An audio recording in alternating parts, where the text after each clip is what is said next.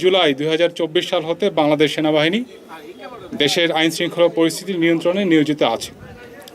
এরই ধারাবাহিকতায় 9 পদাতিক ডিভিশনের অন্তর্গত 99 কম্পোজিট ব্রিগেডের অধীনস্থ 5 ইস্ট বেঙ্গল রেজিমেন্ট শরীয়তপুর জেলা শহরে দায়িত্বরত রয়েছে।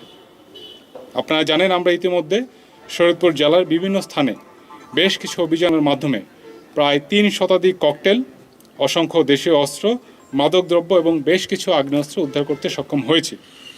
সেই ধারাবাহিকতায় গতকাল 4 ফেব্রুয়ারি রাতে গোপন সংবাদের ভিত্তিতে শরীয়তপুর সদর আর্মি ক্যাম্প, নড়িয়া উপজেলা আর্মি ক্যাম্প ও ডামুড্ডা আর্মি ক্যাম্প হতে যৌথ বাহিনীর মাধ্যমে 3টি অভিযান পরিচালনা করা হয়। শরীয়তপুর সদর আর্মি ক্যাম্প হতে মেজর সাজিদুর রহমানের নেতৃত্বে বাংলাদেশ সেনাবাহিনী ও বাংলাদেশ পুলিশের একটি আভিযানিক দল শরীয়তপুর শহরের অঙ্গারিয়া স্বর্ণঘোষ এলাকায় আনুমানিক রাত্রি 03:00 ঘটিকায় একটি অভিযান পরিচালনা করে। উক্ত অভিযানে একটি টমাহক শটগান, 2টি AK.22 bore semi automatic rifle, 3টি magazine, 71 round shotgun ammunition, 57 round rifle .22 barrel ammunition, 12 round 9mm pistol ammunition, একটি বিদেশি ড্যাকার এবং 3 বোতল বিদেশি মদ এবং মাদকদ্রব্য গ্রহণের সরঞ্জামাদি উদ্ধার করে। উক্ত ঘটনায় সম্পৃক্ততার জন্য সন্ত্রাসী মন্তুর তালুকদারের স্ত্রী ইসমত জাহান ওরফে ইলোরা হাওলাদারকে গ্রেপ্তার করে। উল্লেখ্য যে সন্ত্রাসী মন্টুর তালুকদারের বিরুদ্ধে বর্তমানে 7টি মামলা চলমান রয়েছে।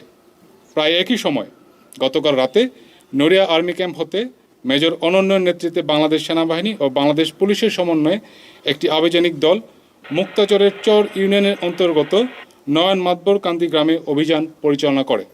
উক্ত অভিযানে একটি 1 বন্দুক, 7টি কার্তুজ, 3টি রামদা, একটি চাইনিজ কুড়াল উদ্ধার করা হয় এবং উক্ত ঘটনায় সম্পৃক্তের জন্য রাব্বি মুলরকে আটক করা হয়।